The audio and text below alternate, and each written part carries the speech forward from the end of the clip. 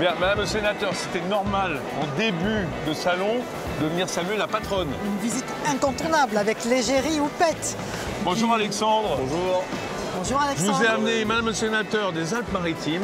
Bon, on n'a pas des vaches comme ça dans les Alpes-Maritimes, mais Surtout pas l'égérie du salon. l'égérie, la mascotte. Voilà, Ah, Houppette. voilà. Donc, Avec sa houppette, voilà, sans H. c'est ça, parce que c'était l'année des hauts. Salut ma belle. Oh là là. Elle est tranquille, hein, parce Ah que oui, quand oui, même, là, au oui. milieu du salon, avec tous les visiteurs qu'elle a. Ouais, mais elle a été très bien préparée et c'est vrai qu'on est très fiers d'elle, de son comportement aujourd'hui. Dites-moi, Alexandre, qu'est-ce que ça représente pour vous?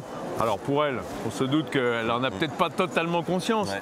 mais d'être le centre des regards de tous les visiteurs. Bah, déjà, c'est une fierté personnelle, c'est une belle reconnaissance de notre métier.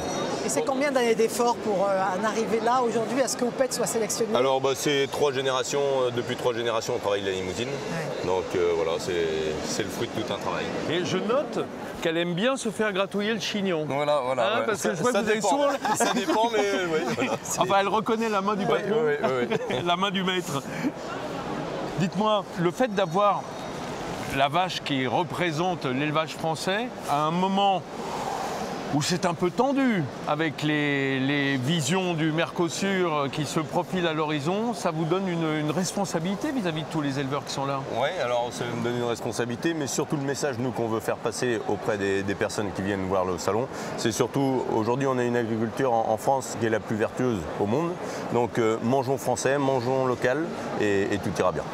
J'entends entre les lignes, on est la plus vertueuse au monde, arrêtez de nous emmerder. Voilà, c'est Hein, ça. En gros, c'est non, ça. mais il faut bien dire les choses telles qu'elles sont. Voilà. C'est-à-dire que les réglementations, les interdictions, les soucis Les administratifs. contraintes normatives, la lourdeur administrative, ils en ont ras-le-bol, quoi. Ils ont autre chose à faire. Je sais que vous luttez contre ça. Ah, vous, à votre on a niveau. cessé au Sénat et on continue de le faire en proposant des propositions de loi pour lever justement tout ce qui vous contraint dans l'exercice de votre métier d'agriculteur.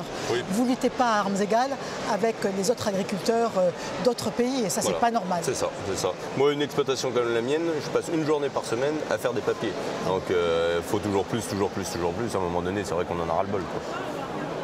Vous avez ce sentiment, vous, Alexandre, parfois de devoir faire une course à pied avec les pieds entravés, en quelque sorte, comme si vous aviez un handicap au départ? Disons que nous, on nous donne tellement de normes, tellement de trucs à respecter. Et demain, on est prêt à accepter de la viande qui mange des farines animales, des hormones, tout ça. On est prêt à l'accepter sur notre territoire. Des antibiotiques. Des antibiotiques. Non, mais c'est un non-sens complet. Moi, honnêtement, Puis, je comprends pas. encore, bon là on a un jeune éleveur, mais ça peut décourager des vocations. Ah oui, non, mais c'est sûr. Il peut y avoir des jeunes qui refusent ou qui baissent les bras pour s'installer, c'est déjà tellement compliqué. Voilà, pour les c'est ça. transmissions d'exploitation, c'est la même chose. Voilà. Donc finalement, on n'arrive pas à pouvoir inciter et à retrouver l'attractivité des métiers agricoles. Bah oui, c'est ça.